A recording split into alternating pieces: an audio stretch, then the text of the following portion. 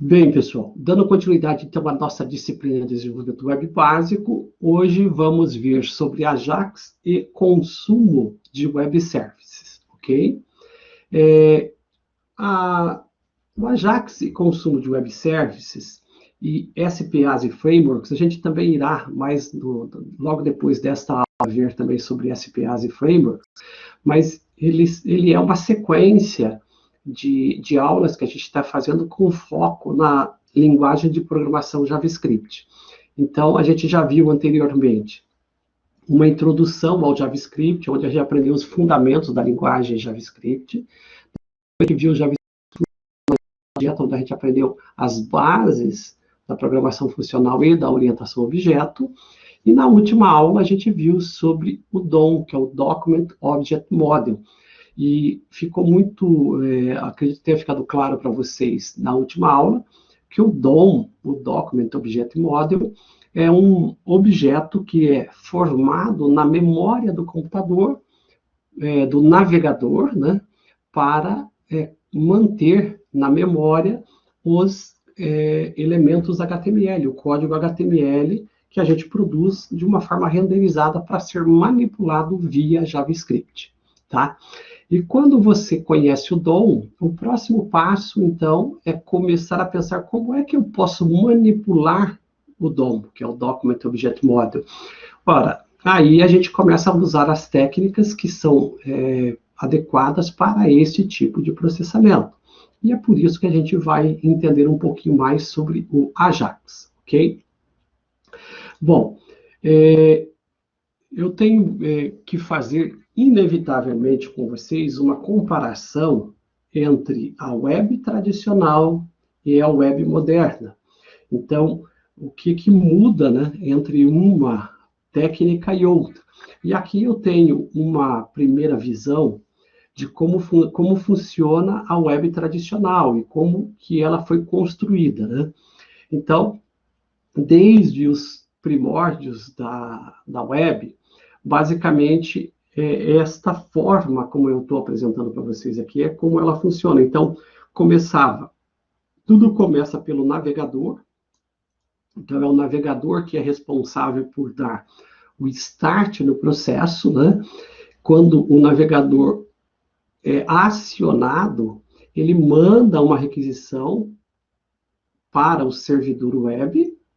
O servidor web faz praticamente todo o processamento que precisa ser feito, ou seja, ele vai lá, se necessário, ele consulta um banco de dados, pega a informação, faz o que tem que fazer, né? Faz toda essa relação com o banco de dados. O banco de dados retorna esta informação para o servidor, e o servidor, de posse de informação do banco de dados e de um conjunto de páginas HTML que já está hospedada no seu repositório, ele gera o chamado conteúdo dinâmico. Então, o servidor é responsável por produzir o conteúdo dinâmico. E esse conteúdo dinâmico é uma mistura de HTML e dos dados que vêm do banco de dados. Então, quando a gente olha aqui, a resposta que o servidor web tradicional dá, normalmente, geralmente, é o HTML já com os dados mesclados, né, mesclados junto com o HTML. Então, é como se o servidor web gerasse para a gente um HTML já com os dados, e aí ele dá isso como resposta para o navegador. Quando o navegador recebe esta informação, ele basicamente tem como papel o quê? Pegar esse conteúdo e apresentar no navegador para o usuário. Então, o foco da aplicação web tradicional é um modelo onde você manda uma requisição, ele processa tudo no servidor, e depois o servidor já entrega a informação toda produzida, toda preparada para o navegador. Então, lembre-se disso. Neste modelo, o processo pesado mesmo, aquilo chamado processamento, ele ocorre aonde? Ele ocorre no servidor. Então, todo o conteúdo é renderizado aqui no servidor, ok? E quando a gente vem para a web com aplicações modernas, então essa lógica, ela muda um pouco. Surge nessa história um novo servidor, que é o servidor de APIs, ou servidor de web services, né? Seja lá como você quiser fazer a sua interpretação. Mas o elemento novo aqui é justamente o servidor de APIs. Qual que é o papel do servidor de APIs nesta história toda? O servidor de APIs é quem vai ficar responsável agora por manipular os dados e trazer essas informações dos dados para o navegador, para o usuário, né, que está trabalhando. E a coisa vai acontecer mais ou menos na seguinte lógica. Então, vai ter uma sequência que as coisas vão acontecer aqui. Então, a gente vai ter aqui o navegador, né, o usuário entrou na página, ele vai, aqui no passo 1, ele vai fazer uma requisição HTTP para o servidor web. Então, o papel do servidor web aqui é basicamente servir para o navegador o conteúdo estático, tá vendo? Então, aqui o servidor web, neste primeiro momento, ele não tem função nenhuma, a não ser disponibilizar para o navegador o conteúdo estático. Então, a resposta dele aqui no item 2, ó, tá? A resposta para ele no item 2 nada mais é do que HTML, CSS e JavaScript estático, puro, né? E detalhe, o servidor não faz nenhum processamento para geração de conteúdo dinâmico. Então, esse servidor web tem como objetivo exclusivo entregar o conteúdo estático para o navegador. Quando o navegador recebe a informação, o conteúdo estático, nele, ele traz para si toda a apresentação, conforme a forma como ele vai apresentar, ele começa o processamento, e agora o processamento está ocorrendo no computador que está o navegador, então a computação, o cálculo e o processamento vai ocorrer todo no navegador, no computador do navegador, e o computador do navegador dispara, logo depois que ele começa o processamento, ele dispara o que nós chamamos de uma requisição HTTP no formato AJAX, né? Então, aqui entra o AJAX, tá? O AJAX é um processamento, é uma requisição HTTP, mas ele ocorre de forma assíncrona, ou seja, ele não fica travando o navegador, né? Então, ele faz uma requisição, libera o navegador para continuar o processamento, e ele começa a processar as informações que ele vai receber do servidor de APIs. Então, quando, no passo 3, ocorre a requisição AJAX para o servidor de APIs, o servidor de APIs faz toda a consulta na base de dados, faz a seleção da informação que o usuário pediu, e logo depois que ele termina de fazer a seleção, a informação que está na base de dados, ele retorna esta informação para o navegador, no passo 4 aqui, no formato de resposta de dados no formato JSON, tá ok? Então, basicamente, o que ele faz é responder para o usuário com os dados que o usuário precisa. Então, percebam vocês agora que neste modelo mais atual, né, de desenvolvimento, diferente da web tradicional, nós temos o papel de 2 servidores, um para renderizar e entregar o conteúdo estático e outro para entregar os dados, que quando chegam no navegador, então agora chegou o HTML, CSS e JavaScript, e também chegou os dados no formato JSON. Aí sim, começa no navegador o que seria o passo 5, né? O passo 5 é justamente quando o navegador, né, lá com o computador que está no navegador, faz todo o processamento dos dados e do HTML e apresenta para o usuário a página atualizada. Bom, o que isso tem de vantagem e de desvantagem dentro de todo esse processo? A principal vantagem disso tudo é o quê? É que a gente começa a não ter mais, né? Não ter mais aquele modelo aonde você, toda vez que você clica num link, ou num botão, ou em algum conteúdo da página web, que ele tenha que fazer o carregamento, né, de toda a página HTML de novo.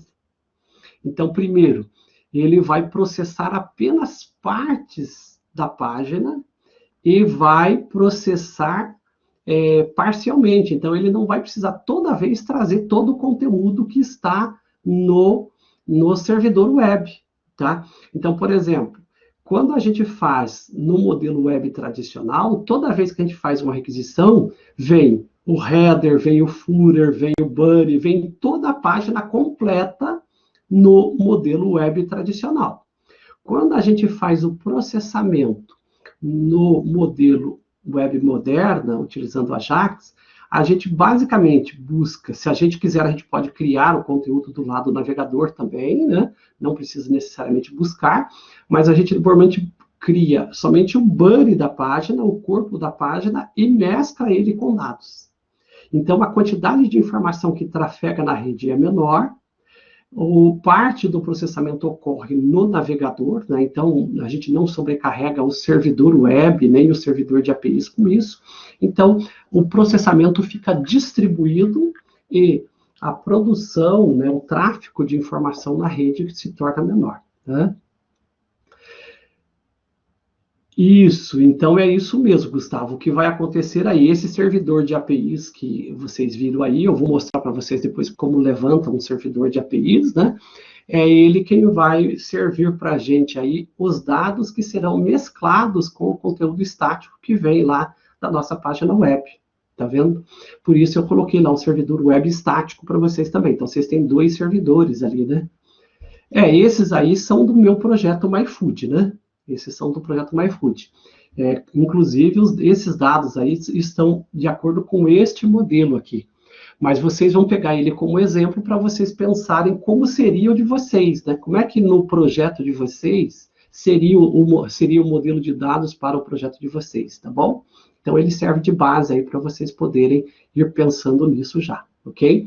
Então, aqui, só concluindo essa primeira parte mais teórica, vejam vocês.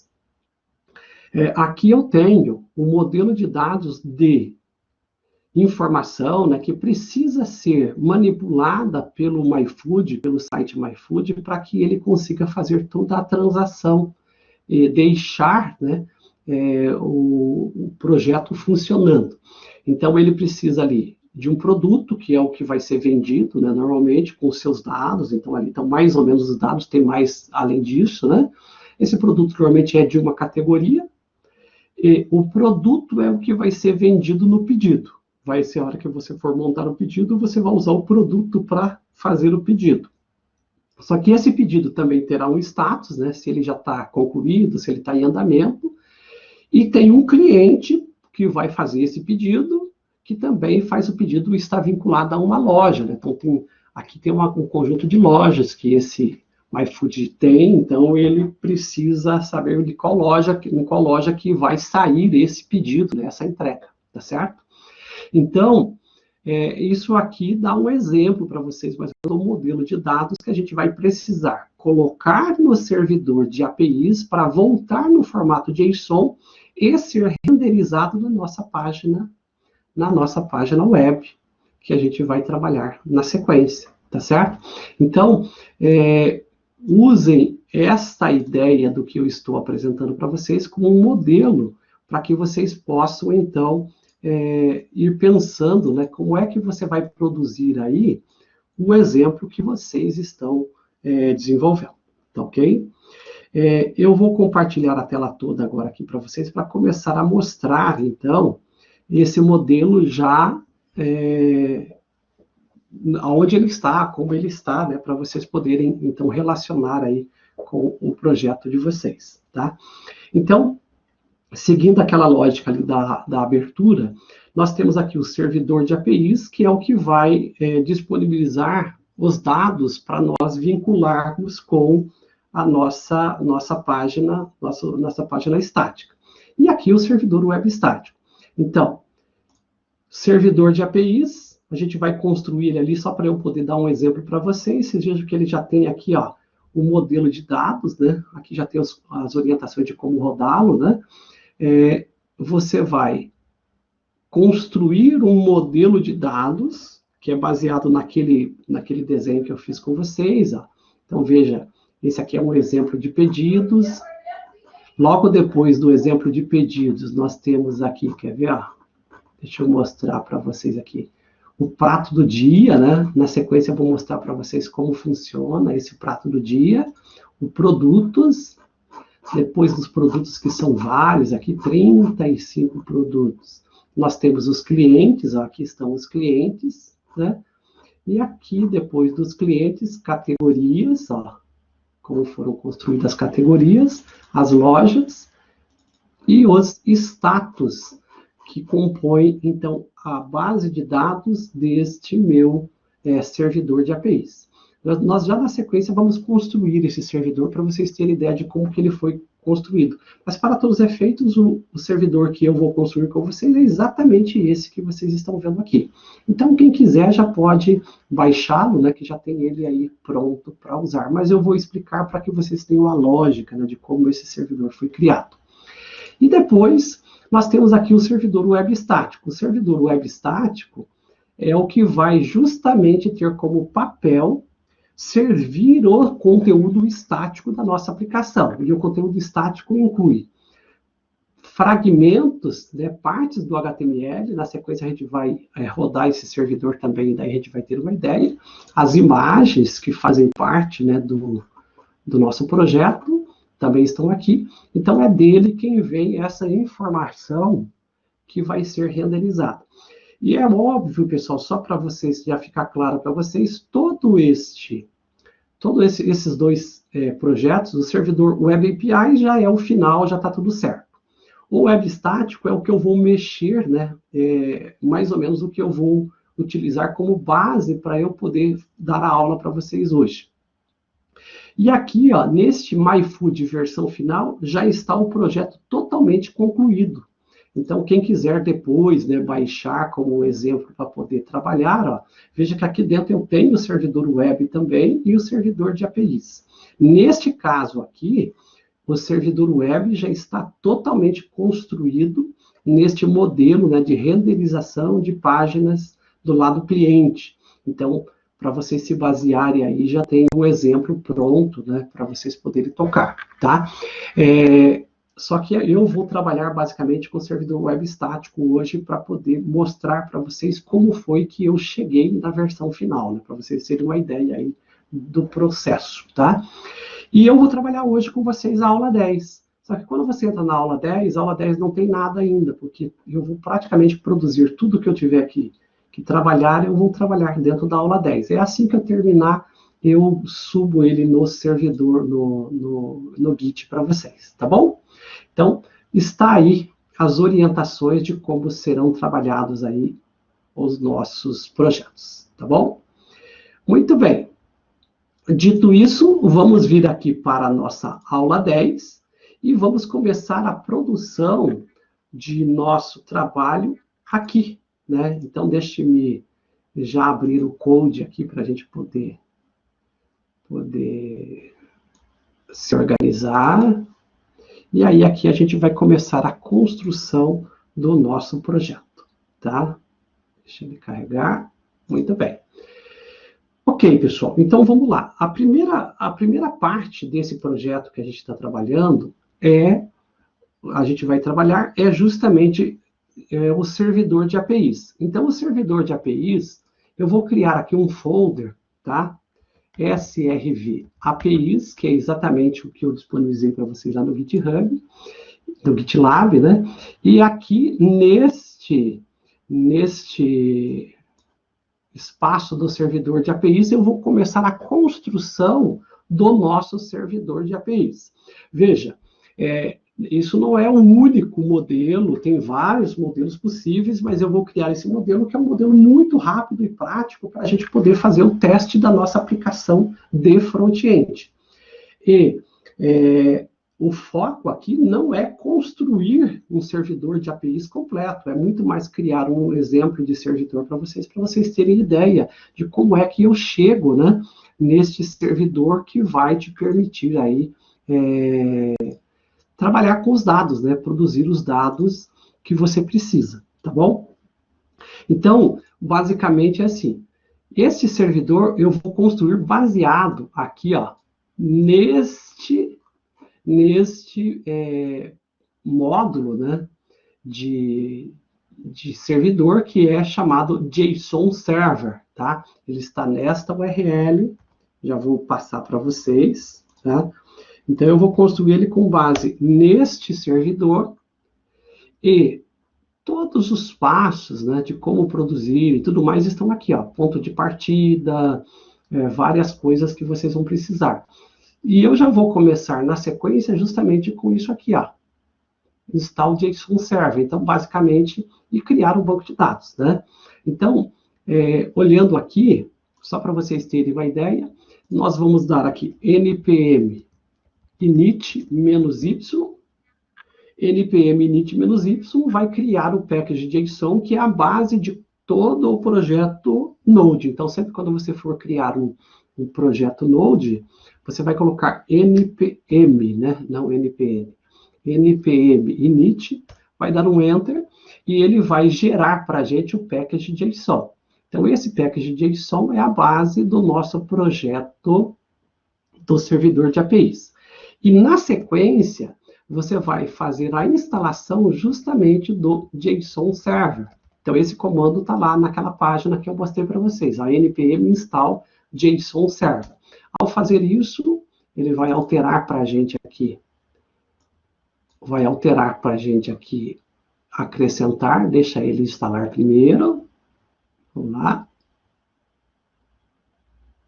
Então, deixa ele processando, já na sequência a gente já volta a olhar. Então, eu fiz npm install JSON Server, e agora eu vou fazer a criação do meu chamado banco de dados. Ó. Então, para criar o banco de dados, veja vocês que o JSON, quando a gente chama JSON, é um formato de arquivo, né, que tem dados, certo?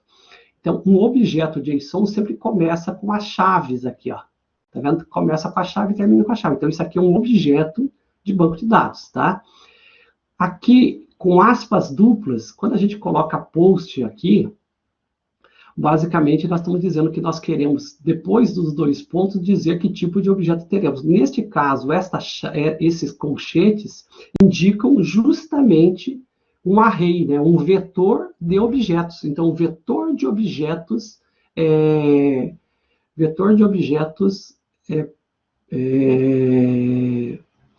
do tipo post. A mesma coisa vai ser aqui com comments, ó, comentários, né? Ele é um array de comentários. Então, aqui tem um, mas poderia ter muito mais, né? 2, 3, 4 comentários. E, por fim, aqui o profile. O profile, ele começa com as chaves e não com colchetes. Nesse caso, ele está dizendo que o profile é um objeto e não necessariamente um vetor, um array, né? Porque ele começa com chaves. Quando começa com colchetes, é um array ou um vetor. E quando começa com chaves, está dizendo que ele é um objeto. Tá ok? Então, a gente vai criar uma base de dados com base nisso aqui. E para iniciar o nosso JSON Server, a gente tem que usar esse comando aqui, ó, JSON Server, what db.json. Claro, a gente tem que produzir o db.json, mas precisamos desse comando para poder iniciar o servidor. Agora, se você não quiser ficar tendo que digitar isso aqui o tempo todo, você pode copiar isso aqui e substituir lá no start do projeto. Então, vamos copiar, eu já copiei aqui, vim aqui, ó, nesse start script aqui, né? Você vai colocar aqui, ó, start desse script e vai colocar esse comando aqui, ó, tá? Esse comando vai, sempre quando você digitar npm start, ele já inicia com esse comando aqui. E nós vamos iniciar esse servidor na porta 8000, ó. Então, aqui, deixa eu só ver como é que é o comando para configuração de porta dele aqui, só um pouquinho. Limite. Eu não lembro se coloca, acho que coloca port antes. Aqui, ó, port 3004, tá vendo? Ó? Então, eu vou colocar aqui menos, port 8000.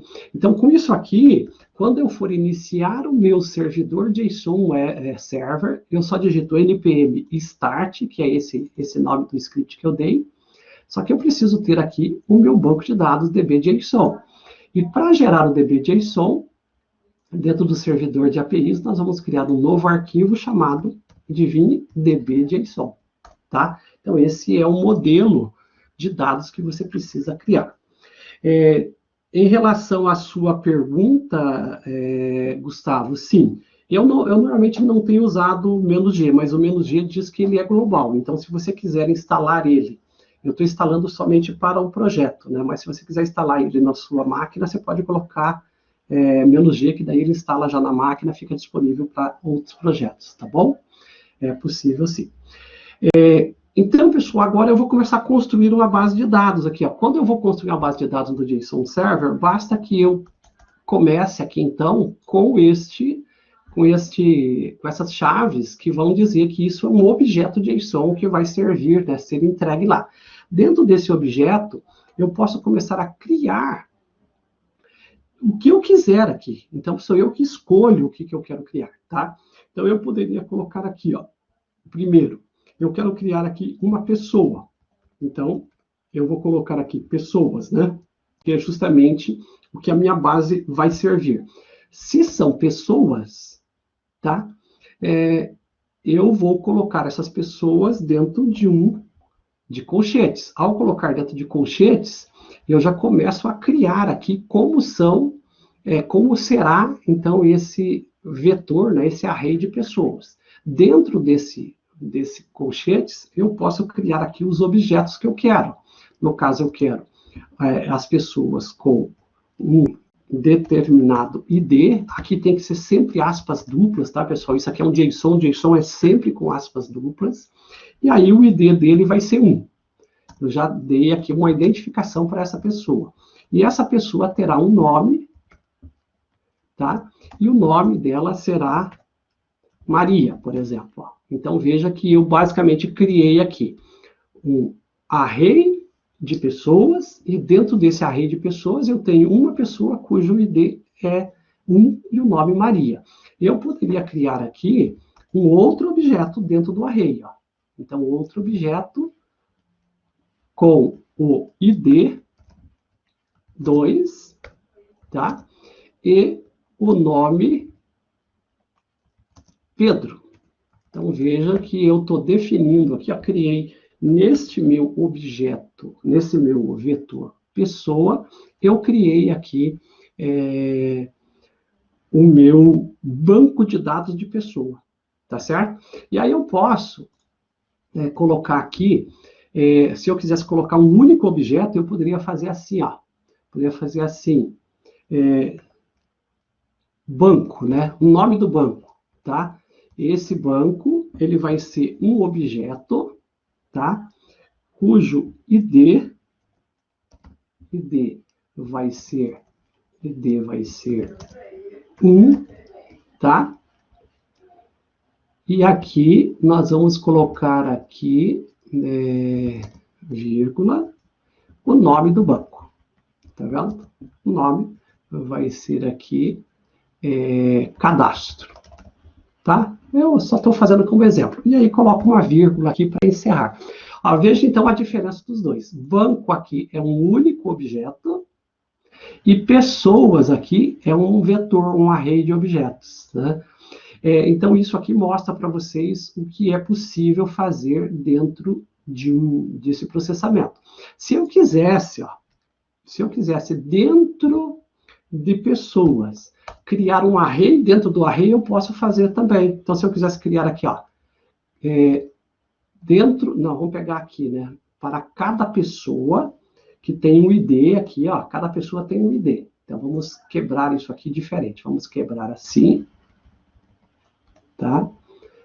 Vamos quebrar aqui também. Eu vou abrir aqui. Aqui. Aqui. E aqui.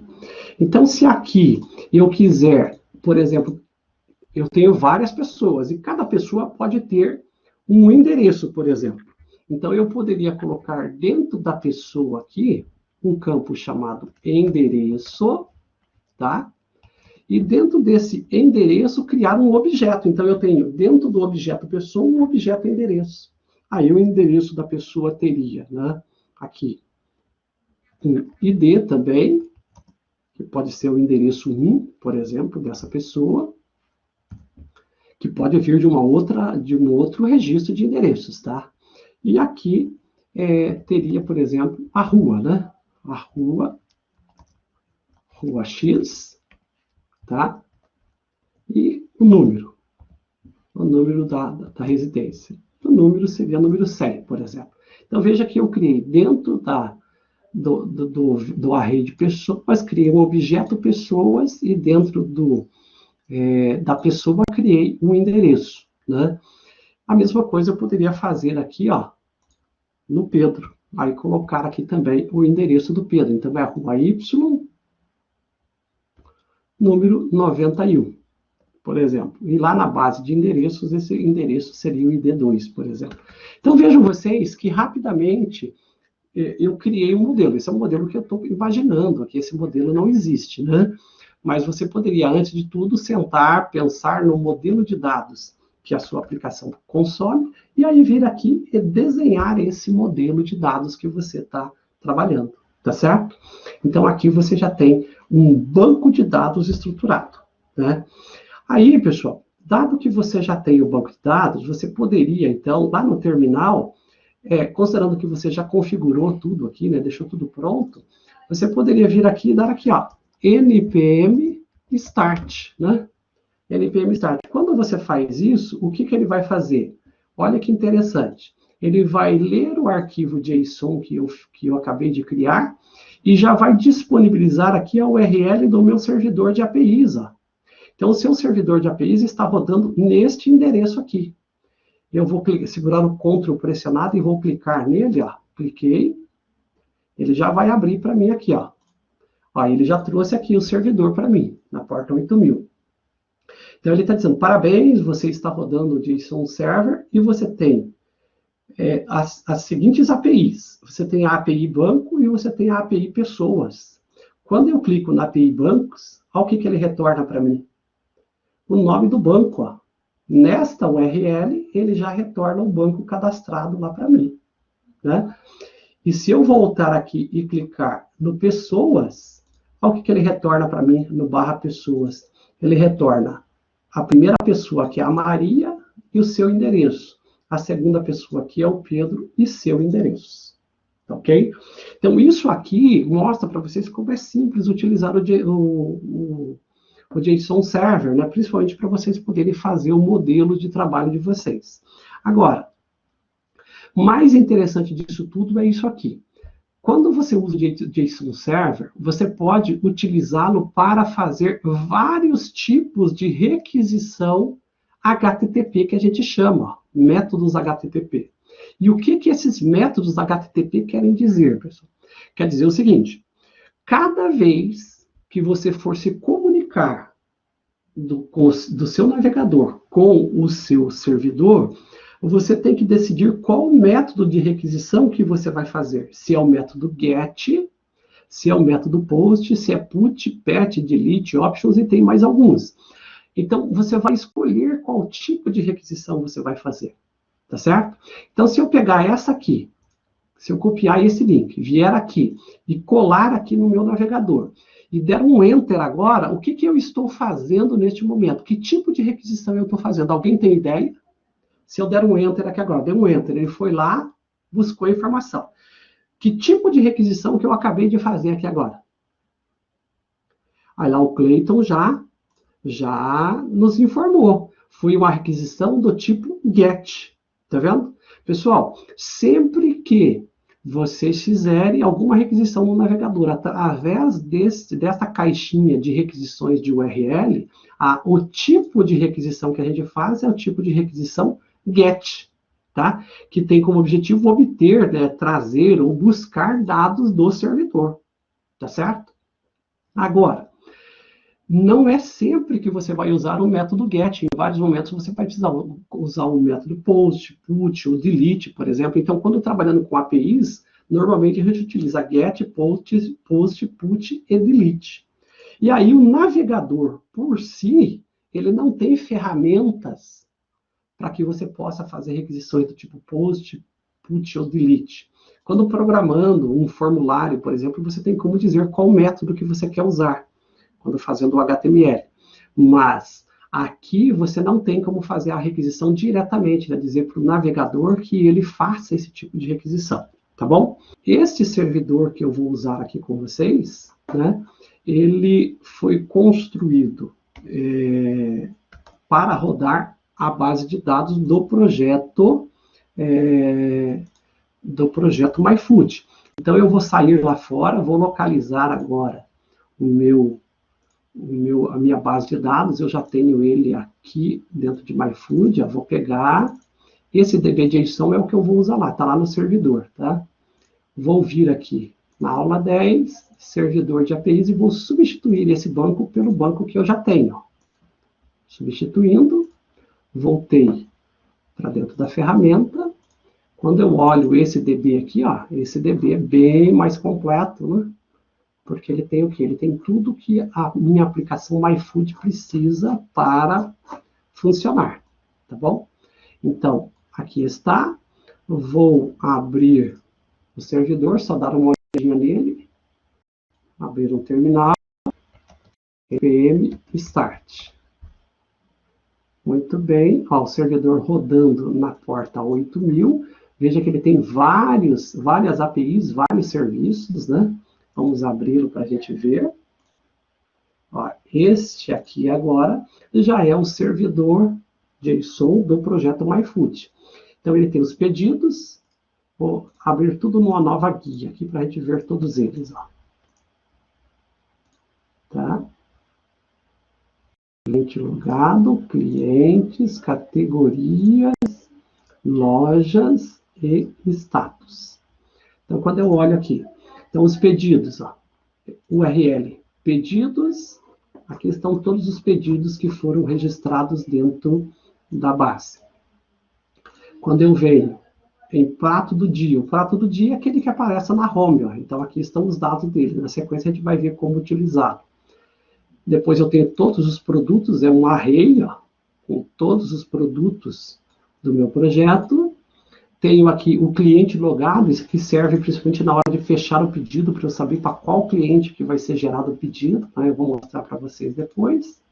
E aí aqui eu tenho a lista de todos os clientes, então eu posso escolher qual desses clientes está logado que vai gerar o pedido. Tenho aqui as categorias de pratos, né? Cafés, aperitivos, sopas, carnes e tudo mais. Tenho as lojas, a loja do centro, do Alto da 15 e do Água Verde. E tenho aqui o status do pedido, em processamento, aguardando, recusado, pendente e tudo mais. Tá bom? Todos eles rodando na porta do localhost 8000.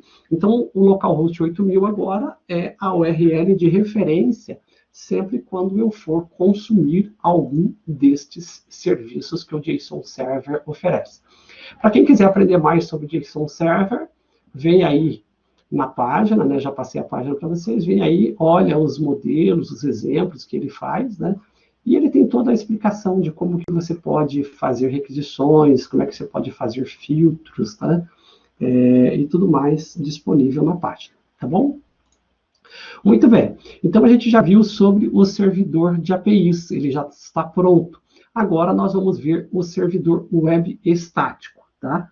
O servidor web estático, ele basicamente, pessoal, é o servidor mínimo possível de conteúdo, de recurso de servidor, porque o objetivo dele não é fazer processamento do lado do servidor, é apenas servir de base para a criação, né, a disponibilização do conteúdo HTML estático, tá certo?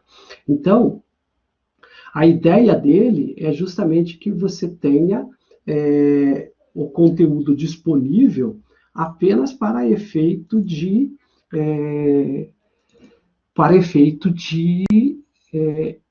entregar isso para o navegador e não para ser renderizado. Então, quando você abre essa classe app.js, você vai ver que ele é muito básico e a gente vai construir ele agora aqui bem rapidinho, só para eu explicar para vocês o que ele tem aqui de diferente, né, do primeiro que a gente fez na aula anterior, tá? Do servidor web estático da aula anterior.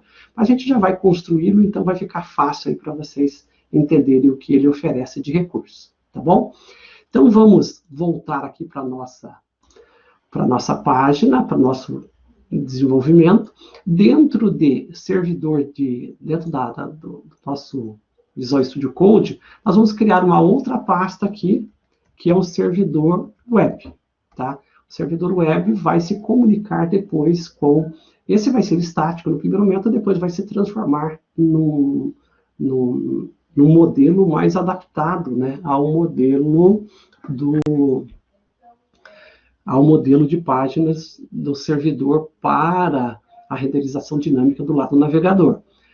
Então, dentro desse servidor web, nós vamos abrir aqui um terminal e nós vamos iniciar um projeto Node, justamente com a base, né, npm init-y, para criar aí a estrutura inicial do projeto Node. Então, ele monta para a gente ali o package JSON.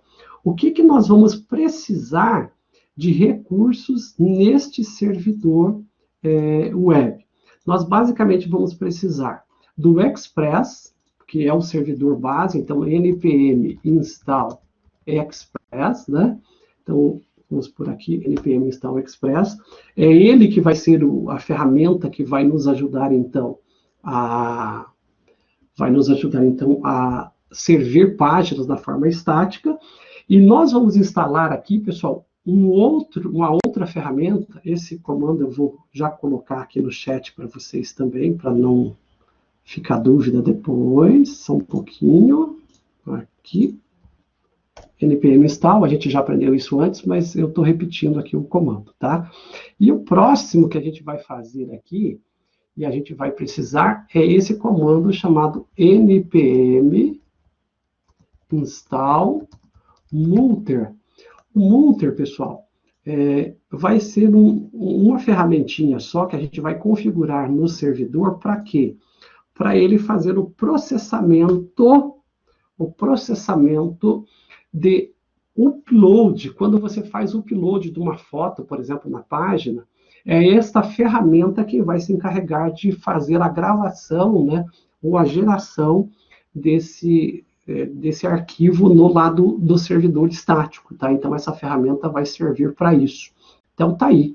Já estamos com a aplicação configurada, né, para rodar com os recursos que queremos. Temos aí o Express e o Multer, tá?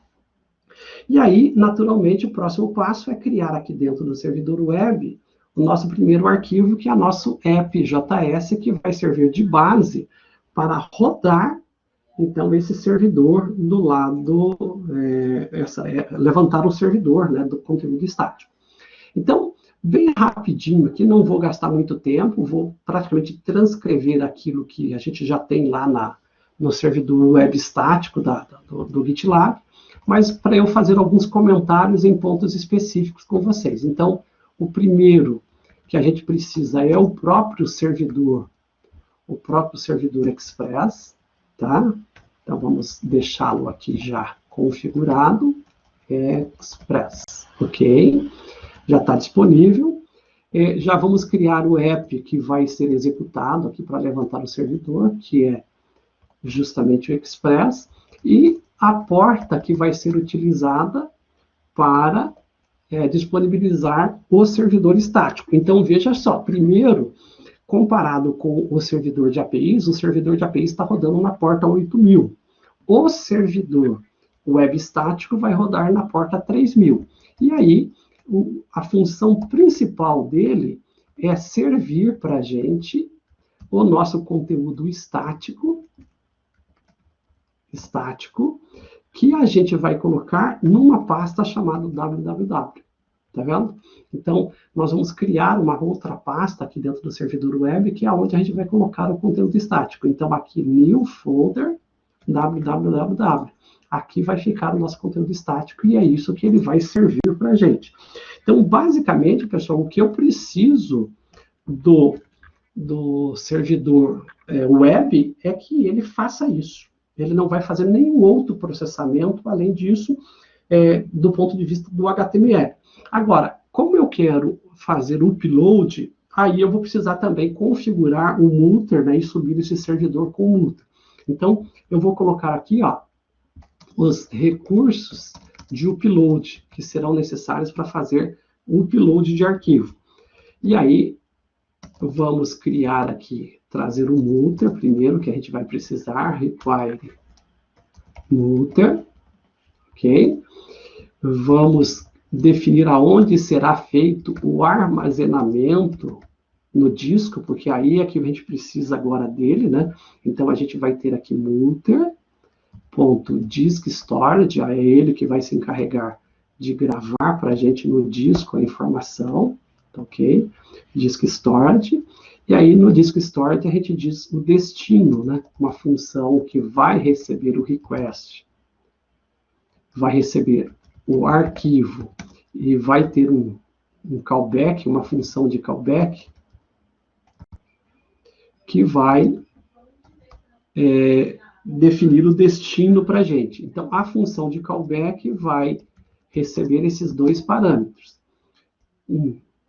Podemos passar nu e depois aonde nós queremos gravar as nossas imagens quando ocorrer o upload. Então, eu estou dizendo que eu quero colocar dentro da pasta WIMG. Tá vendo? Ó? Então, é desta forma aqui que eu vou pôr. Aqui dentro do www, new folder, IMG. Aí está. Então, além do www, eu vou ter agora um folder chamado IMG. Então, já tenho aí o destino dos arquivos de upload. O segundo é como será o nome desse arquivo. Então, o file name, a gente vai ter uma função que vai receber a requisição, vai receber o arquivo, vai receber o callback, e no callback, ele vai definir aqui, callback, o primeiro parâmetro null, depois ele vai pegar o arquivo original name para gravar na informação. Pessoal, essas informações aqui, eu estou digitando com base já numa consulta prévia que eu tinha feito ali no site Mutter, né? Deixa eu pegar aqui, ó. NPM Mutter, tá vendo? Ó? Então, para não ficar muito vago para vocês, tudo que eu estou fazendo ali, ó, install Mutter, aí ele está mostrando como que fica no formulário, está mostrando como é que você configura ele de forma básica aqui, ó. Tá? Aqui mais para baixo, aí ele vai ter aqui, ó, esse aqui é exatamente o que eu estou fazendo lá, tá vendo? Ó? Só que aqui ele está usando, ele está gerando nome dinâmico no lado do servidor, eu vou gerar no lado do cliente depois, e aí o processo de configuração dele, tá? Então, tudo que eu estou fazendo aqui é com base na consulta prévia que eu fiz nesta documentação.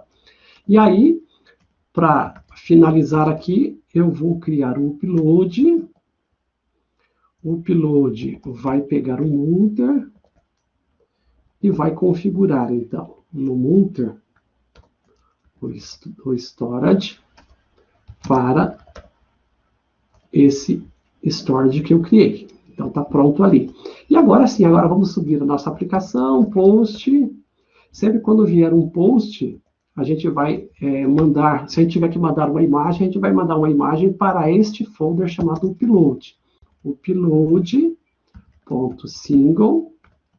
Aí eu digo que eu quero que tenha esse arquivo, ok?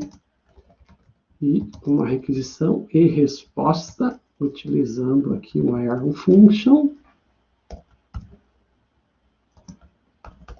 Muito bem. A resposta vai ter um status 207. Basicamente, para finalizar o processo de upload, esse comando serve, tá, pessoal? Se o upload chegou, Então, ele vai processar, a gente já sabe que ele vai gravar, e se ele gravou, a gente só diz que está ok. Poderia fazer um tratamento de erro aqui, lá na documentação tem como fazer isso, mas não é o meu caso nesse momento, tá bom? E aí, aqui, para terminar, vamos colocar só uma mensagem, né? Para a gente dizer que o servidor está rodando. Servidor rodando na porta. E aí, aqui, a porta que ele vai rodar, que é a porta 3000 que eu declarei antes ali. Tá ok? Então, aqui a mensagem. E vamos subir o servidor. App listen naquela porta. E, por fim, faz um log aqui só para a gente poder saber que o servidor está rodando. Passo para ele a mensagem. Fechou, fechou. Muito bem, 25 linhas, pessoal. É tudo isso que a gente vai programar do lado do servidor. Basicamente para dizer que ele vai servir conteúdo estático e para dizer que ele vai aceitar o upload. É basicamente isso que a gente fez de configuração no nosso servidor do lado de renderização do lado do servidor, tá ok?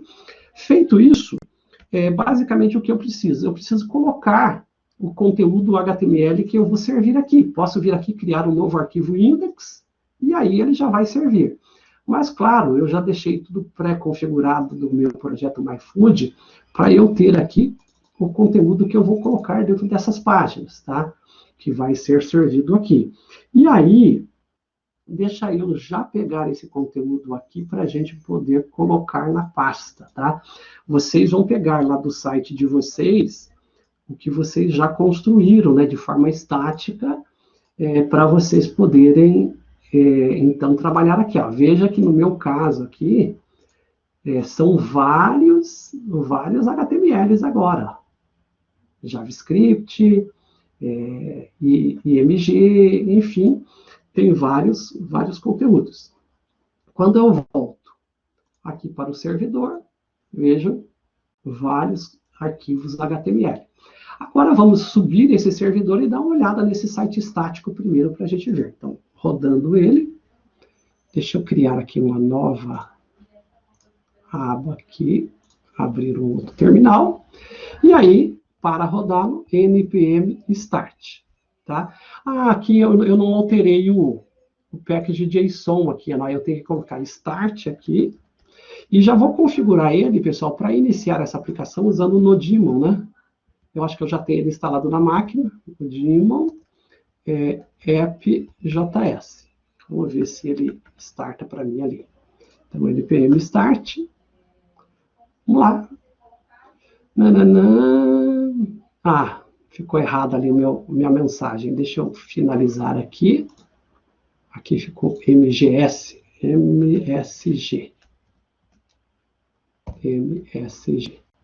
Muito bem. Vamos lá de novo. npm start. Ok. Meu servidor estático rodando. Então, eu tenho tanto o servidor de APIs, quanto o servidor web rodando. Lembrando que cada um está rodando em portas distintas. O servidor de APIs está rodando na porta 8000 e o servidor estático está rodando na porta 3000. Então, vamos lá no navegador agora e vamos ver, né, este site rodando. Localhost 3000. Entrei, aí está. Maravilha, pessoal. Então, agora já temos também o servidor, o navegador, né, usando o servidor web. Com detalhe, esta versão do site já é o HTML estático da versão final, mas tudo aqui é estático. Então, esse conteúdo, vamos dar uma olhadinha primeiro nessa página e identificar por que ele é estático. Né? Então, quando eu venho aqui, eu vou fechar aqui o post, mas não vou utilizá-lo mais. Por que ele é estático? Porque quando eu venho aqui na página index, ó, vamos pegar a página index, né? Essa aqui, relembrando aquilo que a gente já estudou, ele é estático principalmente porque ele mistura as tags HTML com os dados. Ó. Então, aqui está tudo misturado, né? Conteúdo, HTML e dados. Então, isso mostra que é uma página estática. Então, isso aqui é uma página estática. E todas as demais aqui são páginas estáticas. Ó. Então, eu vou navegar agora aqui, eu já estou com a versão praticamente final dessas páginas. Então, cardápio. Ó. Aqui nós temos o cardápio também de forma estática. Ok? Carrinho. Aqui eu tenho uma simulação do carrinho para fazer o pedido, mas também estático. Isso aqui não tem nenhuma funcionalidade, né? Não faz nada. Só o desenho do carrinho. Aqui em cadastros. Ó, cadastros eu tenho vários cadastros agora já disponíveis, tá? De produtos, de clientes, de pedido, tá? De pedidos, de categorias, de status, o cadastro do prato do dia, para eu poder escolher qual prato que eu quero que seja o prato do dia, e para eu escolher o cliente logado para eu poder fazer a minha operação lá no carrinho, né? A hora que eu estiver fazendo a transação. Quando eu venho em produtos, eu tenho um botão na parte superior, que é um botão para incluir um novo produto, um botão lateral para editar um produto existente e um botão excluir para excluir o produto existente. Quando eu venho no incluir, ele abre um formulário para mim, onde eu vou preencher os dados do produto, escolher o arquivo que eu quero mandar, né? Tenho que clicar lá para escolher o arquivo, a categoria do prato e tal, salvar, cancelar. Quando eu venho no editar, em teoria ele vai pegar o prato do dia, o prato que eu estou clicando em editar aqui, vai trazer ele para uma tela para editar, eu vou fazer as alterações e voltar, e confirmar ou voltar.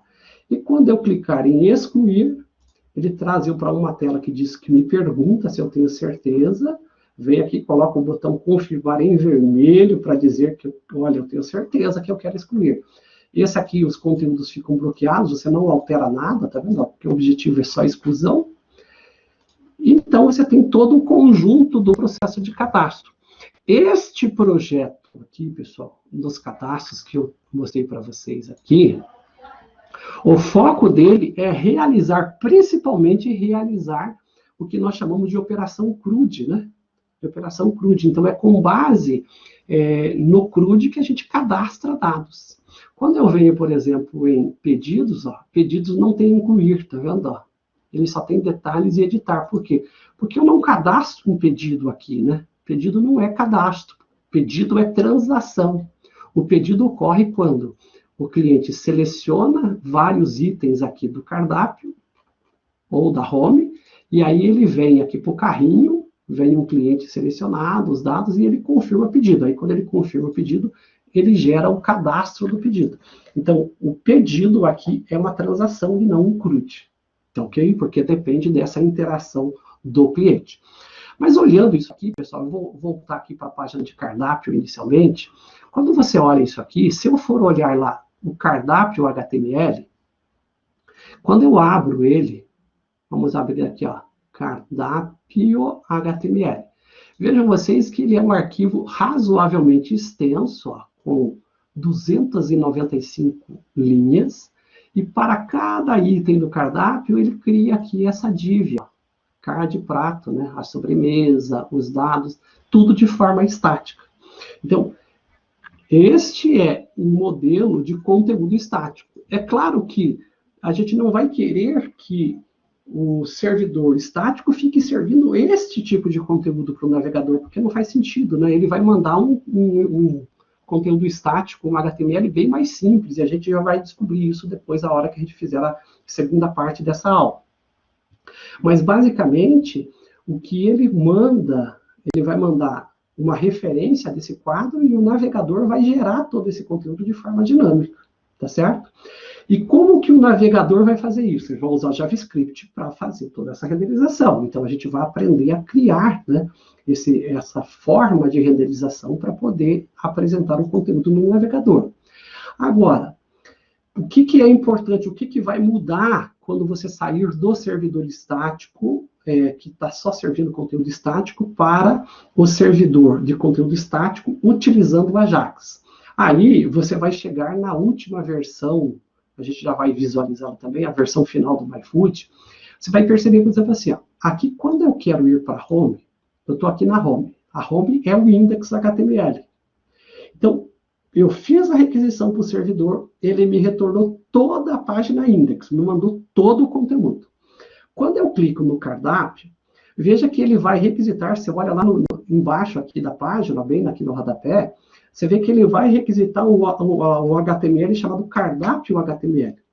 E ao requisitar o cardápio HTML, ele vai carregar todo o cardápio HTML. Logo, ele tem que apagar toda esta página da memória para carregar essa. Então, eu cliquei, ó. Pode ver que ele dá aqui não aparece tanto porque está sendo rápido, mas normalmente ele faz um reload, porque ele carrega tudo. Ele carrega o cabeçalho, o rodapé, carrega todo o conteúdo. Então, ele faz uma carga completa. A mesma coisa no carrinho. Quando eu vou clicar no carrinho, ele vai fazer igual ele fez com o cardápio aqui. Ele vai chamar um HTML, ó, carrinho, chamou um HTML completo, com todo o cabeçalho, com o conteúdo e com o rodapé para carrinho. Para cadastros, a mesma coisa. Então, para cada página que eu clico, ele traz a página toda, tá? Com cabeçalho, com conteúdo e com rodapé.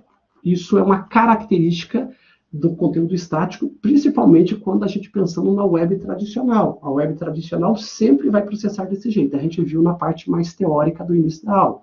Enquanto que, na web moderna, nós vamos programar isso de um jeito que, ao clicar em cardápio, ele mantenha todo o cabeçalho e traga apenas o conteúdo para mim. Então, ele nunca muda, ele não precisa ficar mudando aqui a URL ou recarregando a página inteira, ele carrega apenas uma. E aí, com essa página que ele carrega, já é suficiente para ele ter ideia, né, de como é que ele vai lidar com as páginas, tá bom?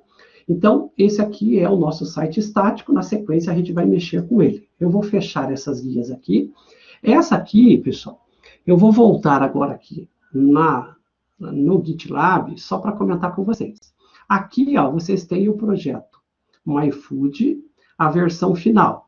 Eu vou, para terminar essa parte da aula, eu vou só mostrar um projeto MyFood versão final para vocês, e aí eu encerro essa primeira parte, para a gente poder, vocês terem uma ideia. Depois a gente volta com a segunda parte, tá bom? Então, eu vou voltar aqui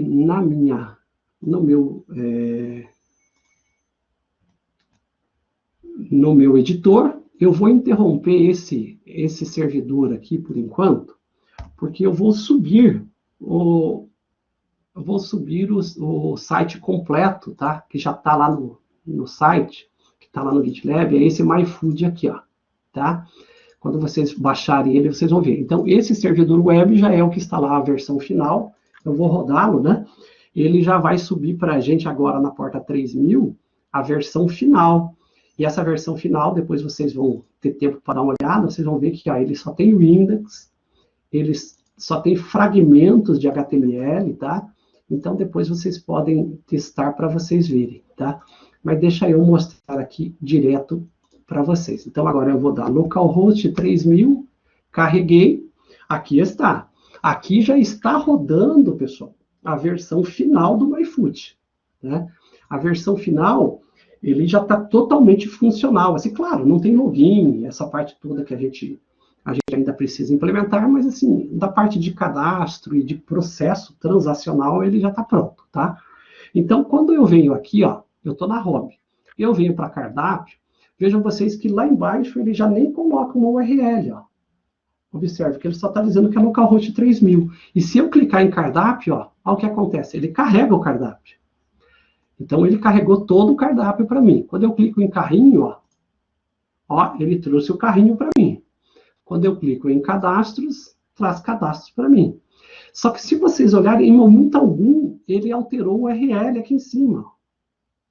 Por quê? Porque ele só carregou a index. As demais, ele não está carregando mais inteira. Ele só está carregando agora, quando eu clico, ele só carrega a parte do conteúdo da página e busca os dados no servidor. Ok? Então, é um processamento diferente, né? E aí, toda essa transação ocorre o quê? Ocorre com programação JavaScript no lado navegador. E é justamente o que a gente vai aprender na segunda parte dessa aula. Agora, vejam vocês aqui. Toda a parte transacional dele. Eu tenho desde cadastros, aqui estão todos os cadastros agora funcionando, né? Se eu quiser incluir aqui, eu posso vir aqui e incluir um produto. Então, eu vou fazer aqui um teste, né? Só colocar o AAA. Se eu quiser carregar uma foto, tá sem foto, posso clicar aqui, ó, ir lá e escolher dentro das minhas pastas. Deixa eu pegar aqui do código-fonte. Vamos pegar aqui esse servidor web da aula 10. Vamos pegar aqui, ó. Servidor web, www, imagem. Aqui estão as minhas imagens. Ó. Eu vou pegar essa bebida aqui para eu poder fazer o upload. Então, vejam vocês que eu vou fazer o upload de um conteúdo que já está lá. Só que ele vai carregar no outro servidor meu, né? Aí ele já trouxe a foto, tá aqui. Eu quero cadastrar ele como bebidas, tá vendo? Ó? O preço, vou colocar 1, peso 1, desconto 1, disponibilidade 1, é vegetariano? Não. Salvar, salvei, aqui está. Tá vendo? Ele já salvou o produto AAA para mim aqui, ó. Né? Se eu for olhar como o servidor JSON que ele tá usando é o servidor que eu criei aqui, ó, esse servidor de APIs, se vocês forem procurar lá no final do produtos, vamos dar uma olhadinha aqui para a gente ver. Ó. Aqui, pedidos, produtos, está lá embaixo, né? Produto 20. Ó, o produto 36 é o que eu acabei de cadastrar. Veja que quando eu mandei fazer o upload, ele fez o upload do bebida 1, mas ele já acrescentou aqui um símbolo todo especial para gravar o upload e não sobrescrever arquivo. Então, foi programado isso nesse modelo para que isso não ocorra, tá vendo? E aí, quando eu volto aqui, eu tenho ele aqui. Agora, eu posso editar esse produto AAA, venho aqui, mudo ele para BBB, por exemplo, ó, tá? BBB. Posso alterar a foto se eu quiser, então, em vez de usar essa, quero usar essa aqui, bebida 5. Vou manter bebidas, vou mudar o preço para 2, 2, 2, 2. Vou colocar vegetariano só para a gente poder fazer o teste. Então, veja que eu estou alterando o produto A para B, salvar. Aí está, produto B, salvo. Alterei para 2. Se eu viesse em editar de novo, veja que ele já está com a foto alterada, tudo alterado. Se eu fosse no meu servidor, ó, veja que ele alterou para B, na base JSON, já carregou a bebida 5, aqui que é outra, ó, já está totalmente atualizado. Então, esse aqui está completinho, né? Um cadastro bem completo. E, se eu quiser, posso vir aqui e terminar as operações de CRUD através do excluir aqui, ó. Então, quando eu mandar excluir, ele vem para essa tela, está tudo bloqueado, aqui eu não posso alterar nada, né? Ele só pergunta, ó, tem certeza? Tem certeza? E eu confirmo, acabou, sumiu o produto 36 para mim aqui. Se eu for na minha base, sumiu o 36 da base JSON também. Então, vejam vocês que este modelo é um modelo já bem funcional. Ele faz isso tanto para produtos, quanto para clientes, faz todas as operações, para categorias, para status. Então, qualquer um desses que eu queira incluir, excluir ou alterar, já está funcionando. Detalhe, eu tenho o pedidos. O pedidos eu não posso incluir a partir daqui, eu só posso exibir detalhes do pedido ou editar o pedido. Caso eu queira mudar, por exemplo, aqui, ele está cancelado, quero mudar o status dele, quero alterar a quantidade, eu posso fazer na edição do pedido, mas o pedido não é gerado aqui na parte de cadastros. O pedido é gerado quando a pessoa seleciona itens no cardápio para poder gerar o carrinho. E aí, para isso, a gente tem duas configurações adicionais aqui, o prato do dia e o logado. O prato do dia, o que é? O prato do dia é o que aparece na home. Então, quando eu venho na home, eu tenho o prato acompanhamentos aqui, que é o prato do dia.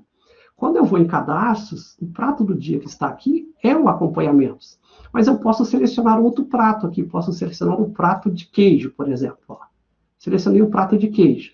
Quando eu confirmar aqui, ele altera o prato do dia, eu volto na home, ele renderiza finaliza com o prato de queijo. Então, ele já está fazendo isso dinamicamente. E do lado do cliente.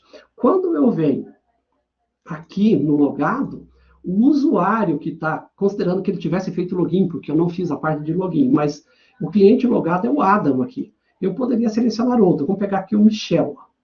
E vou confirmar. Então, eu estou dizendo que na minha sessão agora, logado no meu sistema, está o Michel Blair. Ele é o cara que a hora que eu for colocar dados no carrinho aqui, ó, é para ele quem vai ser gerado o pedido. Ó, tá vendo? Se eu mudar aqui o logado para a Tereza, vou mudar para a Tereza, salvei, vim aqui no carrinho, ó, a partir de agora o pedido vai ser gerado para a Tereza, que é como se ela tivesse logada no meu sistema. Né? Então, é uma forma de visualizar. Só para finalizar com vocês, a parte de pedido, eu posso vir na Home e escolher o que eu quero adicionar, se eu quero acrescentar o prato do dia. Se eu clicar em adicionar, vejam que ele já vai adicionar no carrinho. Eu quero 2 pratos do dia. Cliquei aqui, 1, 2, ele acrescentou 2 para mim no carrinho. Eu poderia vir no cardápio e dar mais uma olhada aqui, escolher mais algum prato, ó, digamos que eu quero aqui o filé mignon com manteiga, né? Filé mignon com batata. Vou adicionar 2 desse, olha lá, já foi para 4, e vou acrescentar aqui uma bebida, vou acrescentar um vinho tinto. Adicionei, foi para 5 lá. Então, vejam vocês, já está fazendo todo o processo de adição no carrinho. Quando eu venho aqui, o meu carrinho agora, que é do cliente Tereza, já tem 2 pratos de queijo, 2 filé mignon com batata e um vinho tinto. E ele já pegou o valor unitário, calculou pelo valor total e me deu o total do pedido aqui. Se eu quiser alterar aqui, eu também posso, tanto editando a caixa de texto aqui, tá? Ou clicando nessas setinhas. Então, eu quero aumentar o filé mignon. Aumentei para 3. Ele já recalcula o total e recalcula lá. 4, 5. Ó, esse é o valor do meu pedido, tá certo? Então, esta é a forma que eu tenho de ir acrescentando itens. Se eu for diminuindo os itens, diminuir aqui para 0. A hora que chega em 0, ele já elimina do carrinho. Ó. 5, fui, eliminou do carrinho. Aqui é a mesma coisa. Ó, putz, limpou o carrinho. Logo, eu não posso confirmar o pedido, porque eu esvaziei o carrinho. Mas se eu vier aqui, selecionei 2, selecionei 3, selecionei 1, selecionei mais 1. Voltei, tenho 8 itens no carrinho. O meu pedido está feito. Agora, se eu confirmar, eu concretizo o pedido. Confirmei. Parabéns, pedido realizado com sucesso. Então, se eu vier agora no Cadastros, para olhar os pedidos da Tereza, aqui está, ó. Ele entra em processamento, o total. Se eu quiser ver os detalhes, eu posso clicar aqui e ver todos os detalhes desse pedido, né? Que foi pedido, ó, tá aqui. Se eu quiser editar ou alterar esse pedido, eu posso entrar aqui, fazer a edição e alterar o status dele e assim por diante. Ó, vou mudar ele para aguardando. Cliquei, vou alterar aqui para 3 e aqui para 5. Ó, recalcula tudo, salvei, voltei, ele entrou para aguardando, e aí ficou 3 e 5. Então, vejam que ele está totalmente funcional, essa parte. Se eu olhar lá na minha base de dados JSON, procurar os pedidos, ó, na minha base de dados, então, deixa eu correr lá, quase no final, né? Vamos pegar aqui. Total. Aqui nós temos um outro. Aqui, ó, dia 7/6. Deixa eu ver se esse é o último. Ah, pelo código, né? 4257, deixa eu ver lá. Esse aqui é o 4258. Então, voltando. Pedido 4258, ó, começa ao 4258, está no status aguardando, é da Tereza Styles aqui, né, Stiles, e aqui estão os itens que ela pediu. Vinho tinto, ela pediu 1, tomates marinados, pediu 1, omelete misto, pediu 5, e brusqueta de salmão pediu 3. Então, ele reflete aqui a realidade do que você tem aqui na interface, tá vendo? E, naturalmente, coisas que eu não fiz nessa aplicação, e é importante deixar claro para vocês, foi que eu não utilizei, por exemplo, garantias. Eu não poderia pagar um produto, vir aqui e excluir um produto que está no pedido, por exemplo. Então, toda essa validação, né? Consistência, garantir que eu não vá pagar um registro que o outro depende dele, e assim por diante. Então, tem algumas coisas assim que não foram feitas, mas essa aplicação ela vai servir de exemplo para vocês, para que vocês tenham ideia de como fazer, né, um projetinho bem completo desse estilo. Só lembrando para vocês que a característica desse projeto, diferentemente do web convencional, pessoal, do tradicional, é que ele utiliza Ajax em todos esses momentos que você clica. Então, ele só carrega o corpo, o conteúdo, não carrega o cabeçalho, não carrega o rodapé, tá? E tudo que você faz aqui é feito utilizando HTML, CSS e JavaScript. Para vocês aqui na página sobre, só para finalizar, eu coloquei aqui, ó, esse comentário, né? O MyFood é um site de exemplo desenvolvido na disciplina de Desenvolvimento Web Básico 2021. O desenvolvimento foi feito com HTML, CSS, JavaScript e o framework Vanilla JavaScript. Quando você clica aqui, ele abre o Vanilla JavaScript, tá? Então, não se deixe enganar, ok? Não se deixe enganar. Eu vou só comentar com vocês que isso aqui é uma brincadeira, na verdade, que a gente faz, tá? Eu não usei nenhum framework, na verdade, eu só usei HTML, CSS e JavaScript no desenvolvimento do site, tá? Mas quando a gente brinca que a gente colocou o framework Vanilla JavaScript, tem justamente a ver com a última parte da aula, que é SPAs e Frameworks, que é assim. Nesse site Vanilla JavaScript seria assim, baunilha, né? JavaScript baunilha, uma coisa muito leve, muito tranquila. Então ele diz assim, o Vanilla é um rápido, leve e multiplataforma framework para construir sites incríveis e aplicações JavaScript incríveis, né? Introdução. O Vanilla, a equipe do Vanilla JavaScript mantém todos os bytes de código do framework e trabalha pesado todo dia para tornar ele pequeno e intuitivo. Quem está usando o Vanilla JavaScript? Quer se alegrar, né, com a pergunta? Aqui são alguns deles: Facebook, Google, YouTube, Yahoo e Wikipedia. Então, eles dão uma lista. De fato, o Vanilla JavaScript já está sendo usado em mais websites do que o jQuery, Prototype, Multools, UI, Google Web Toolkit combinados, né? E aí, ele te dá aqui uma ferramenta que ele simula, né, o processo de download. O que você quer do Vanilla JavaScript? Você quer expressões regulares? Você quer Ajax? Você quer manipular o DOM?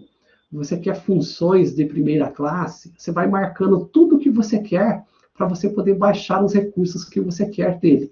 Então, se você selecionar tudo o que você quer, você vai ver que, mesmo incluindo aqui, ó, itens adicionais, você vai ver que ele, na verdade, se comporta com 0 bytes quando for descompactado. Aí você me pergunta por quê. Se você baixar aqui, você vai ter uma grande surpresa. Por quê?